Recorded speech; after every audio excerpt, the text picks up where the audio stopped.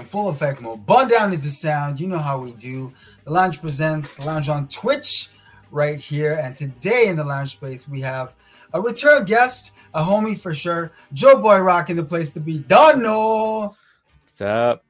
What up, Doe? It's always funny to say hi again after we were, off live. Oh, yeah, I get it, man. The like, podcast thing. We were just talking. Hey, how's it going, man? It's always weird for me because, like, for a podcast, it's like I have to keep in mind people are watching and they're going to be listening to this. So I have to frame it in a way that people will hopefully understand and not just like inside jokes or inside stuff between you and me. So, yeah. That's how, it's hard sometimes, though. It's hard sometimes because, I mean, a lot of times when I think about the demographic of the platform, like right now, we're like, we just missed the 18 to 24. So we're at about 24 to 65, I believe, is our demographic. So it's pretty wide. So when it comes to references, sometimes you do have to qualify the references just because of that wide gap. Yeah. And you know what? You have actually like references that are like, what? Like when you ambushed me with that TikTok thing, I was like, what is going on? I was like, what's happening right now? I just figured, that went really well though, because no one was expecting that. Yeah, I guess literally everyone's like, what's he talking about? No, but I saw you talk to a B-Boy 7. Yeah. And then he knew what it was. And I was surprised because I'm like, he's older than me for sure. Yeah. I'm like, I guess he's up on the new stuff. So that's all great. That, of course, was the Wu-Tang Nas De La show that took place at Canada Life Center. And that was a couple weeks ago, right? Yeah. No, it was October like 8th or something like that. Oh, was it really that far back? Time goes creepy. It's almost November. Man, yeah, I guess so it is.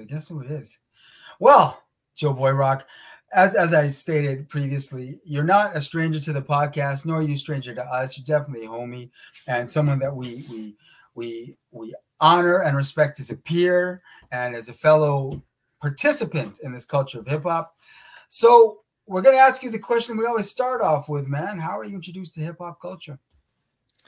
All right. Well, I told you before how it might change or whatever, depending on my memory and whatnot. Yeah. But one of the things I tried doing, and I guess it relates to the dance part of it, and maybe technically you would be like, that's not really hip hop, but we're gonna go there. Is I watched the show called Popular Mechanics for Kids. Okay. Yeah. And it was an episode about body mechanics. I looked it up recently. That's why I remember this. But the host went to go see like a dance crew. I think it was Rock Force or something like that. Okay, Rock Force crew, solid. Anyways, like somebody was doing the arm wave, and they was teaching him the arm wave. He was teaching the kid host the arm wave, and I was like, that stuck in my brain, even though it was like a short segment, right? And then I tried like doing that and practicing with my shadow, like the light cast a shadow in my living room, and then I was practicing the arm waves. So shadow dancing's real. Shadow dancing, yeah, shadow dancing's real, man. Who doesn't practice like that? But the funny thing about that was, so that's like when I was like maybe 10 or something like that, 10, 11, 12. Right. The guy, I found out it was Bionic Man who's teaching the arm wave. Nice. So I was like, oh, what?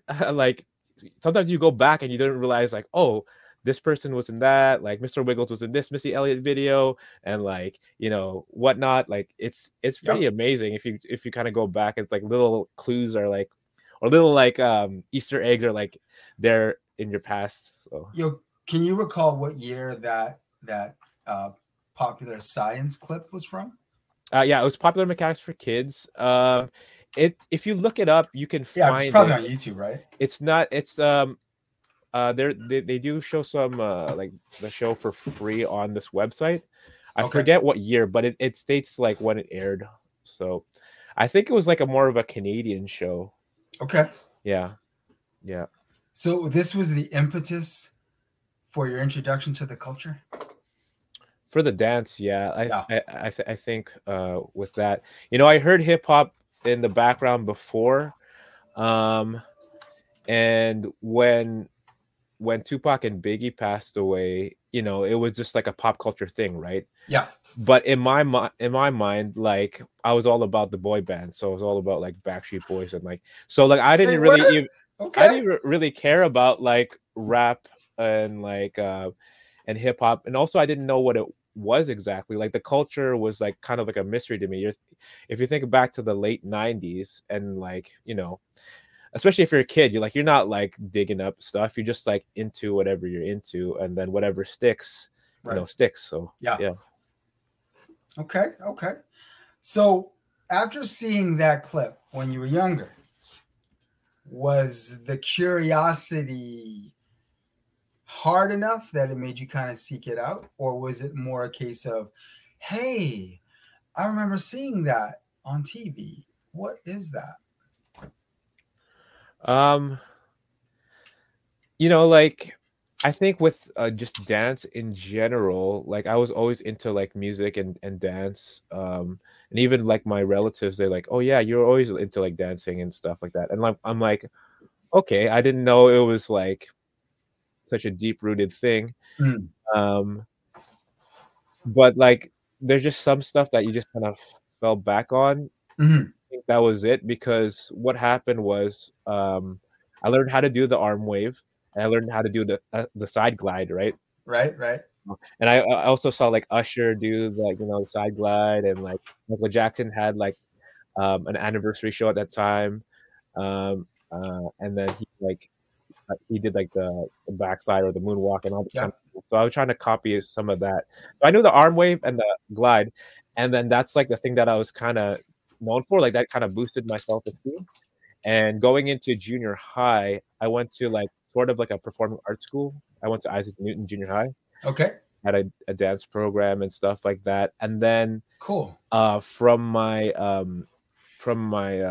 cousin and from my like my friend group, they like their older brothers or their older relatives would listen to like rap, and then it was like then it turned into like a rap thing where I'm like, oh okay, like I you know, it's kind of like G Unit era. So I'm like, Yeah. okay, I guess that's hip hop, right? So like that's kind of like when I started to become a little bit conscious about what hip hop was, Right. but I still didn't know about like four elements or you know like the virtues that come with hip hop culture. So I was still in the dark about that stuff. That stuff only came later when I like dug it up, like maybe the late 20 like late 2000s. So Mhm. yeah. Okay. Say word. When I gotta ask, because this guy came out to Cuento rocking 100 miles jacket, and this and yo, shit looked like it was taken care of. Okay, so I've got to ask, who in the family was obviously into hip hop? I don't even know if it, you know, like um maybe it's like a hand me down type thing where or Okay. somebody had it before my mom had it. Okay. So you're just talking about specifically the jacket, right? I'm talking specifically about the brand 100 Miles, Oh, which is a very, very, very well-heeled brand that blew up out of Canada when the likes of Mary J. Blige and a whole gang of artists started rocking it, thanks to some really good marketing. It was based out of Toronto. It's called 100 Miles, and it was big, straight up big. You could Google it. You can look at the ads that they ran. You can look at all the artists that were in the promotional shoots.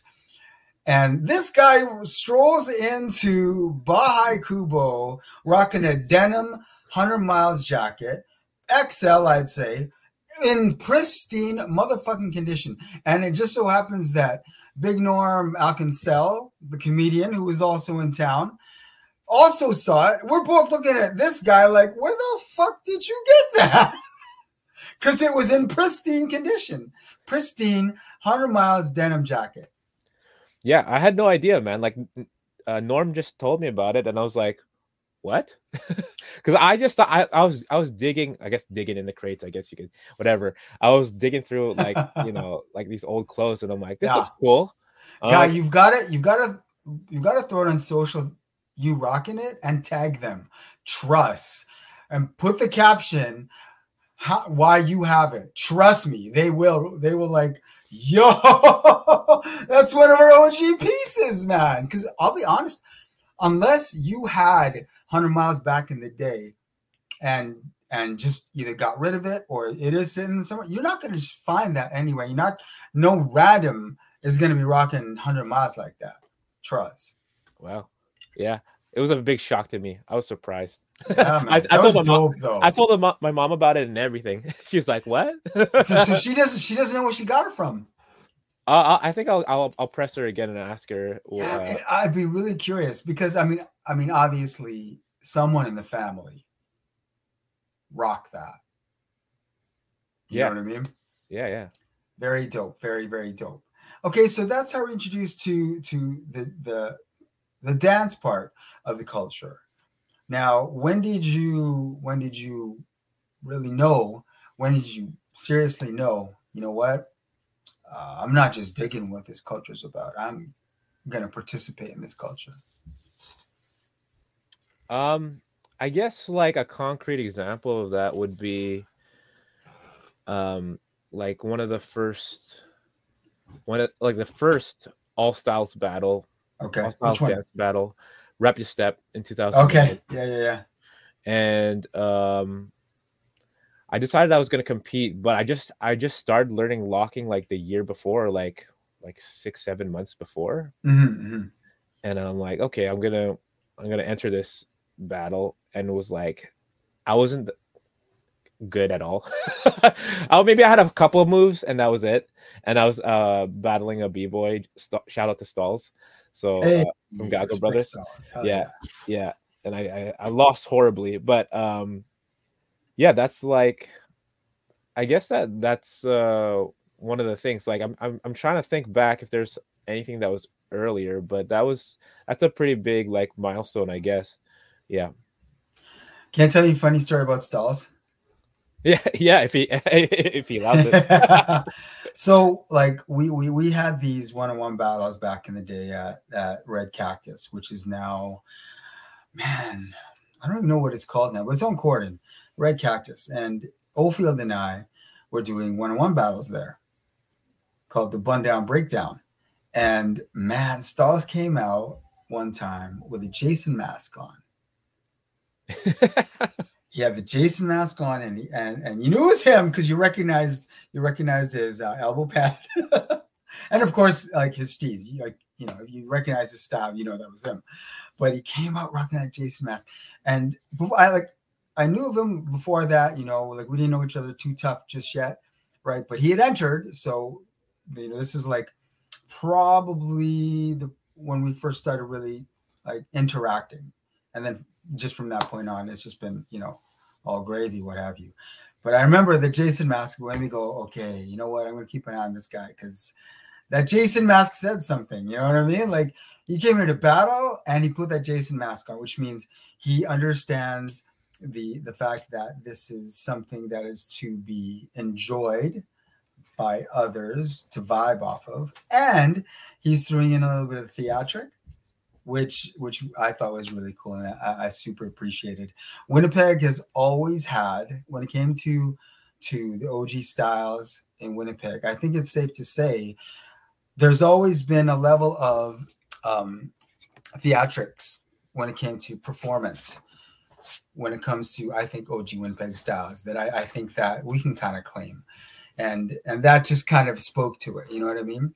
If you look at a lot of the OG like b-boy styles or hip hop styles, a lot of there was a level of theatrics that was thrown into it that made it a little more unique. You know what I'm saying?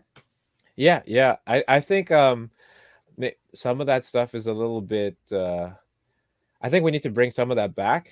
Oh fuck yeah! Oh please, could we?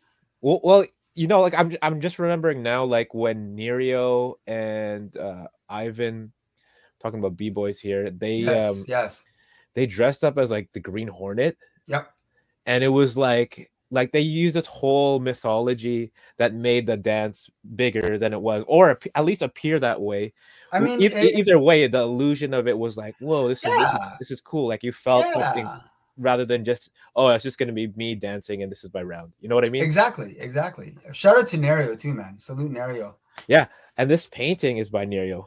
Oh, So nice. shout out. We got man down like Nerio. Say what?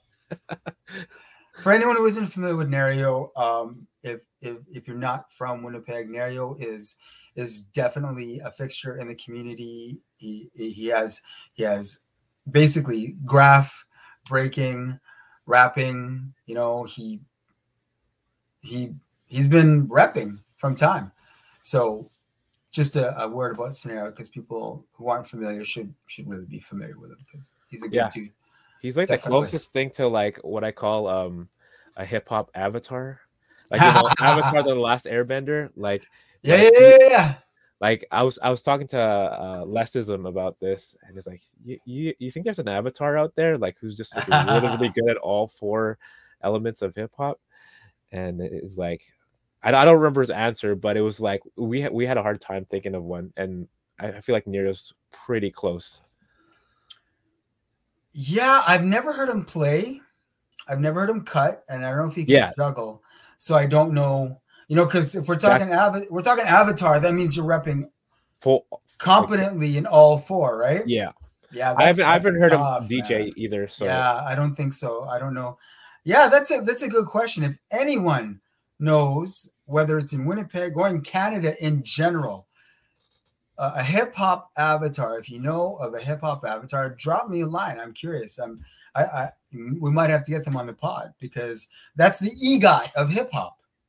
Yeah, the EGOT. Literally, that's the EGOT of hip hop. Emmy, Emmy, Grammy, Oscar, Tony? Tony, yeah. Yeah. So if there are any EGOTs when it comes to hip hop culture, any avatars in Canada, I really would like to explore that. I think that would be definitely worthy for a podcast episode. That's got to be rare, super rare. Yeah, it is rare. It's super rare. And how rare it is, off the top of my head, I can't think of anyone. Yeah, that's how rare it is. You know what I mean? Like it's not like Wiggles, who I think definitely is an avatar. Yeah. He can DJ, so, yeah. He can rap, he can break, and he can graph. So Wiggles would definitely be a good example of a hip hop avatar.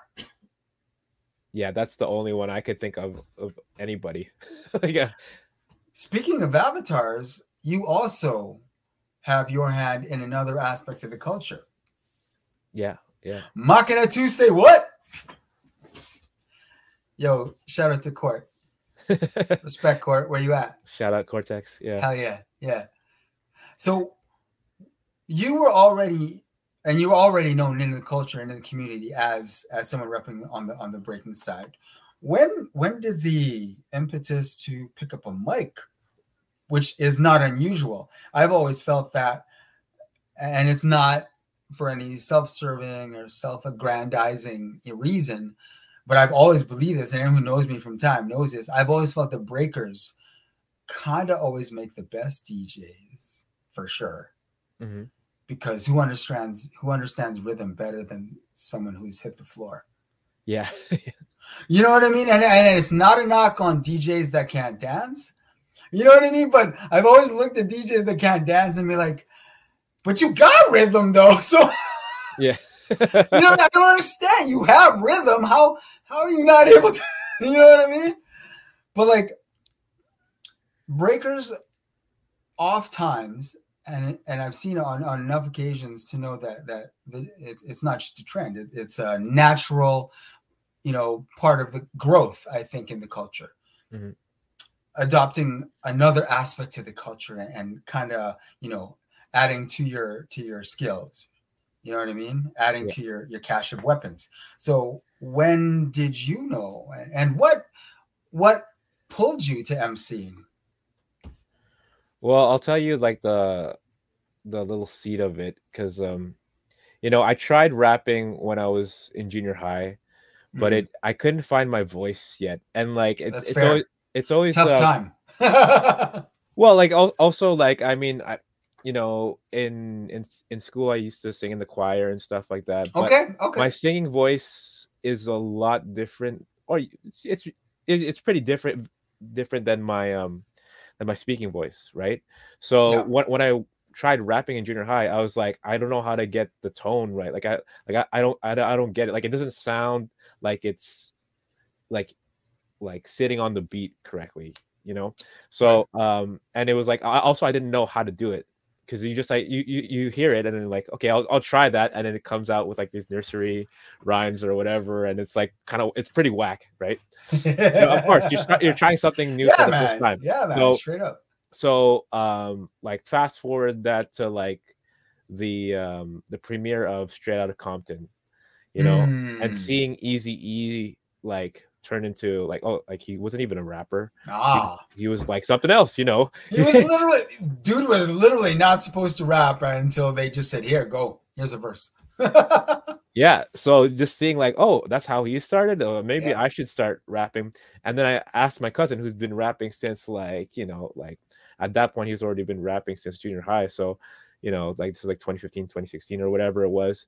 And he's like, yeah, you know, like, because I remember I was trying to sing a hook or something. We were messing around with some music, and then I was like, man, this is pretty hard. It's like, it's probably easier to rap. And then he's like, yeah, it is. And then from there, it's just like, okay, go through the whole gauntlet of like, you know, figuring out how to like write with like, you know, using the bars and the structure and stuff like that, and like how to figure out your flow and then use the voice. And then he was like a great guide on how to do that. But it's a different thing than just like, you know, it's really different from dancing, because like it feels like a whole different part of your brain, or different parts of your brain working together. So it's when you say you know, breaking and DJing, or going from breaking to DJing, you know, I feel like this is not even like a natural progression. It's a little bit more like, maybe I'll just you know, what if I write these words here, right? Because dance is like you know, more of like, I guess sometimes the way I look at dance is a different form of communication, or like a lower level of communication, if that makes sense. Because I feel where you're going. Because it's like body language, right? Like, and body language evolved. It's still language, definitely. It predates like any vocalizations or speech language. So so that's why it's like, to me it's more of a, it's more tedious for me as like as an MC to like write rhymes and make sure that it's solid and everything like that. Dancing is way easier. That's fair. Now, Machina 2, I know you guys are in the lab right now. Yeah, we have a jazz rap EP coming out. We're just finalizing everything. Everything's recorded. So nice. So we're just finalizing some stuff. So like, that's what we're sitting on right now. I don't know what your plans to promote that look like. I don't know what your plans to promote that look like, but I really think that it would be, I think you guys should do a live stream to help promote that, where you guys, you know, perform some joints, chat a little bit, perform a couple more joints, you know, nice little 20-minute live stream, just give people a taste kind of thing. Just saying. Well, you know, that's a really good idea, and we've thought about that for sure. Like an Argyle? Ooh. Oh, maybe. Ooh. I'm just saying. You know. Yeah, I like the way you're thinking. I'm just saying. But we have even more to add on to that. Like, I have a few, you know, like few people in mind that are like, I want to promote as well, that I've known for a while. Okay. One of which is Ruckus 45. Hell yes. Who's an OG of the rap scene. Yeah. God damn, get it right. Hell yes. There's one other one that's I'll keep more of a surprise, because like, I think he has the potential to like, to this guy. He's like to me, he's like the best, like one of the best, depending on how you gauge the best. Okay. But one of the best rappers I've witnessed, and I just happen to know him. So it's just like, you know, I think we're gonna try to come out and like promote each other, and then we'll see how it goes the next year or so. So it's something to keep your eye on. Man, you know, I'm looking forward to finding out who the hell this is. Come on now. It's a Come mystery. on now. Come on now. Nah, man. But I mean, I remember when I saw the clips that you threw up on the socials, I was like, yo, man, is that Argyle? Shit. This guy should promote this next joint with a live stream from Argyle. Yeah, it's a good idea. It's a good idea. We I mean, we've always been in the phase of like, okay, I think we make good music, and we're always trying to improve. But it's just that grind of promoting. Yeah, it's a grind because you have to put even more time in promoting than you do into music. It's a whole other skill set. So, you know, if there are any managers out there willing to take on the next big thing, you know, I'm surprised, you know, like I guess it's my part of my ego too, where it's like, you know, managers should be like looking at us and be like, oh, this is your meal ticket right here. Well, I mean, it all comes down to who's heard you so far, kind of thing, right? Yeah. So your future manager just hasn't heard you yet, Doc. Yeah. That's all it is. That's it. It's literally just a matter of time. Straight up. Do we have a name that we're banding about for this project? Actually, we don't have a name yet. Okay. We don't have a name. Right. Yeah. I'm very, you know, I look forward to hearing some of that because you got me really excited. As soon as you said jazz rap, I went, oh, shit. Oh my God. Okay. Yeah, it was a challenge to like write to some of these beats because they're really on that jazz side where it's like a little bit abstract and like, you know, I don't even know the terms of all of it, but the producer on it, he's incredible. Like I don't know if you're willing to say yet or not. Yeah, I'll give him a shout out. Yeah, it's Rectitude. So Rectitude is the producer. Okay. We met him at Northern Touch Music Festival. Okay. And yeah, he's just like been awesome to work with. So does he have a discography, or is he a new jack that just was in the right place at the right time? He's been around for a while. I think like quite a few producers, they're maybe in the shadows to some people. Yeah. So I think this one will help his profile for sure. Like word up, gain some notoriety and stuff like that. So we're going to. It's always a team effort. So like we're trying to like get everything out there. Anytime we work with somebody, we usually tend to work with or want to work with local people. Yeah. And then promote their stuff as we go along. Cheaper too. Yeah, cheaper, but like it's just you could relay the vision of everything like together, and it's like, you know, why would I go all the way out over there when I have these people here? So and there's a lot of great talent from Winnipeg. You just gotta dig a little bit. Just dig a little bit. Oh man. Now I am gonna be biased, and I am gonna be straight up biased and say that when it comes to talent, Winnipeg is Canada's hidden gem. Done, okay? Trust. Done. Straight up and down. Yeah, and it's still kind of surprising that like there's nobody like that big yet. Like as far as popularity goes, I know there's like really great talent and everything like that, and some people have been making moves for sure, and I'm not discounting that at all. But like when I look at Drake and that giant of a man as far as a rap and, you know, globally or even just Canada, it's like, you know, I think Winnipeg needs to like step it up like promotionally or something, like and the thing that like is in a lot of people's heads, I think, this is what I think at least, is that they have to go to Toronto or Vancouver to like gain any kind of like credibility or whatnot. Which is a fallacy, obviously. It is, because you know how viral things can get just from wherever you're at. So Yep. yeah, I you know, I'm trying to support as much as possible anybody who's dope from Winnipeg. So if you're doing your thing, like, please keep doing it.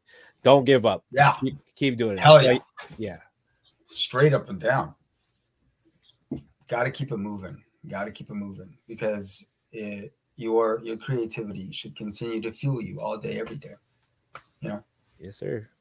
Now, you do have something else going. I believe starts November 10th? November 8th. November 8th. Talking about the workshop. Please tell us about the workshop. Yeah, so it's a popping workshop. That's a dance style that was, you know, created in like the early. Oh, now this gets controversial. If you're a real popping nerd, it gets controversial. But I'm gonna say the early 70s, early to mid 70s in California. This style came about, and so, and I'm like one of the only ones who have actually been teaching this style here in Winnipeg, as far as I know. And there's not a lot of poppers in Winnipeg. Nope. So I'm going to be teaching November 8th at Great Wall Dance Academy. So if you're in Winnipeg around that time, it's at 7 p.m. to 9 p.m. I'm going to go over the popping dance fundamentals, some keys to freestyle, a little bit of well, we're going to go over technique, maybe a little bit of history, and then some choreography and some an open session afterwards. Like about Man, I might have to drop by and take a peek. Yeah, you know what, I'm trying to remember the last time I saw you dance, and I think it was at the Graffiti Gallery. Probably. You were paired up with Sham, right? Yeah. Yeah. Yeah, that was the last time I like publicly battled. Yeah, it's been a minute.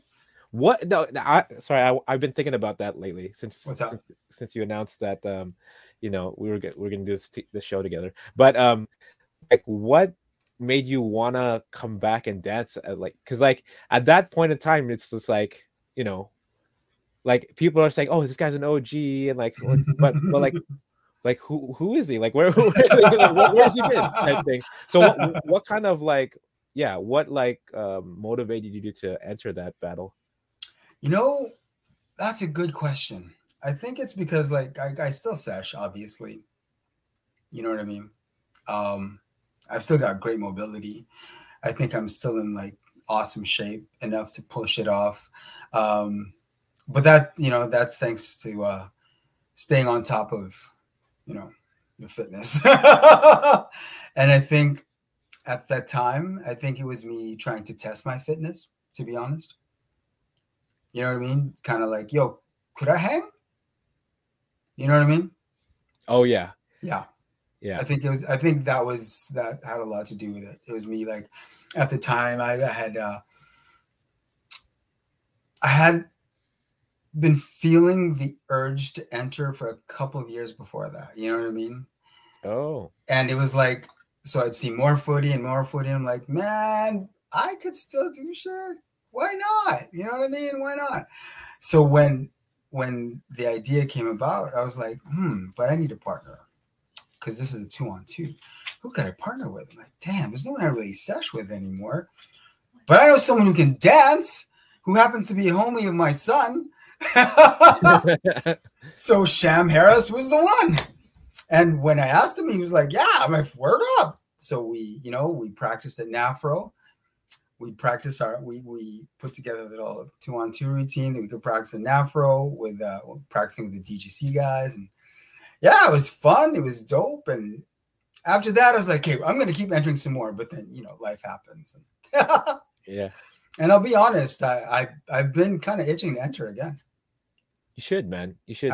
I'm straight up, like, especially like seeing footy again. Like, well, I mean, I'm always watching footy, right? Especially locally. But man, I'd be fronting if I said that I'm not itching to enter a battle. Let's get you battle ready, man. Yeah, I'm not lying. I'm legit. Like, and like the last 3-4 months, I've been really like going hard on my mobility. You know what I mean? Making sure I'm fully mobile, and I'm like doing my yoga. You know what I mean? Making sure my flexibility is still in check and shit. And then usually after because I do yoga every day. Usually after I do yoga, I sesh. It's almost like just, I don't know, it's like it just, you're all warmed up and shit. Music's on. So the Vinyasa yoga playlist changes to a funk playlist. And then I just, it's like that. But no, believe me. Trust me when I tell you, dog. I'm feeling the itch. Yeah, man. Let me know. Like one of the things I like doing. Yeah, we need to sesh. Well, sessioning, but like also just like, I don't know. I guess you could call it coaching or mentoring or whatever. It's just like, just try this thing. Just try this thing. And then like, and then seeing them do well, like in dance battles, like one of the things I get a kick out of the most is like, shout out to Shaquille Lawrence. I taught him some locking, and every time he does locking, I'm like, yeah, like he gets exactly it. So man, like, anytime you wanna set that up, we could where do you usually sesh? Do you just sesh at home, or do you like go out to any of the dance centers, or to like where do you like to sesh? Well, like recently, like in the summer, it would just be outside in my like backyard. Yeah. And it's so easy. Yeah, and it's like sessioning is actually kind of hard to do sometimes. Like, I mean, back in the day, we used to do it at Cindy Clausen or Sergeant. And but like, damn, those concrete floors, man. Yeah. But yeah, like we're trying to do some more sessions that are at a studio where it's like more of like a controlled setting, and like sometimes I just go out just to dance. Like I don't care about drinking. Like I just want to hear good music, and I just want to like even just to groove a little bit and get the feels. Which shout out, I gotta do some shout outs. Like Soul Supreme, like that's like one of my most favorite like events that shout out Keisha Booker. Yeah, shout out Keisha. Yes, that's like the vibe in there is like usually on point. But I usually need like one other dancer or one other person like, come on. Just give me a little nudge, and I'm like, for sure. I think it's true, right? You really, I mean, you're probably gonna hop on the floor anyway, but like just having that and one other, you literally just need one other person there, and it's like, okay, now we're gonna sesh. You know what I mean? Yeah, it's funny. Like the last time I was there at like was it 111 Princess? It was the after party, the Wu-Tang concert after party. The Raekwon after show.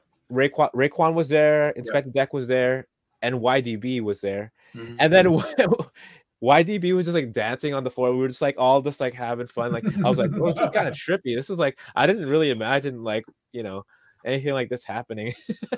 But the crazy places dance takes you, man. Oh yeah, most definitely. It's funny you mentioned the Wu-Tang story. Maybe one day I'll tell you a little bun-down Wu-Tang story that is not for broadcast. Maybe I'll hit you on the DM after telling you about that. It's definitely not for broadcast. Y'all never gonna find out about this, trust. Well, Joe Boy Rock, as you know, you have an open fucking lounge chair in the lounge space all day, every day. It's always an open door for you. And we're glad to help you get the word about this popping workshop, which we fully believe if you have any interest in dance whatsoever, I don't care if you're a hip hopper or not, if you have any interest in dance, it would only add to your toolbox to take Joe Boy Rock's popping workshop. That's November 8th at Great Wall Dance Academy. Yes, sir. And what was the address? 1455 Waverly. Say word. How do they register? You could just DM me. I'm on Instagram at JoeBoyRockGFG, or just I put my phone number, my real phone number on the. You're bold. So if you want to text me, if you want to call me, putting his private number out like that. Hey, Man, I gotta make myself available to people who want to learn. So, if you want to text me, message me. I'm taking e-transfer or cash. You know, try to keep it simple that way. It's $20. It's probably the best $20 you'll get for a dance class. Make sure you definitely check that out. That is November 8th. What day is that? Is that like a Tuesday? That's a Wednesday. It's a Wednesday. Okay, so it's a Wednesday. At what time? 7 to 9. 7 p.m. to 9 p.m. Don't worry, you can catch AEW Dynamite on YouTube after. You can still catch Dynamite after. Don't worry. Joe Boy Rock, once again, thank you for spending time with us in the lounge space. And obviously, we will continue to chat. I look forward to seeing this popping workshop pop off. Literally, yes, because I think that this city has needed one for a minute. I never did myself just because it's just something I never really wanted to do. To be honest, okay, I'll just say this. I have choreographed shit in the past. I have taught in the past. I think I'm only willing to deal with the people I know very, very well. And that's it. You know what I mean? Yeah. So your popping workshop is definitely past due, and I think that it's gonna do well. I really think that people have been looking for this, and I think Winnipeg needs this. Thanks, man. Yeah, it's gonna be great. Straight up. DM me, reserve your spot. There might not be any space. I don't know. We'll see. Give them your socials, dog. Yeah, that's at Instagram at Joe Boy Rock GFG, and you can find me on Facebook, Angelo T. Lamson. Yes, sir. It's pretty simple. I'm reachable. He's reachable like that. He's got his number out there in public and everything. Text me, call me. I'm gonna tell you to take that number down, dog. Man, privacy, dog. Before we go, I would like to acknowledge the homie Mighty Moves and the homie Flip Out.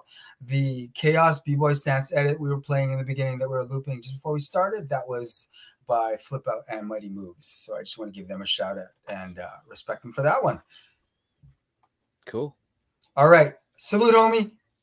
Peace. Thanks again. Peace.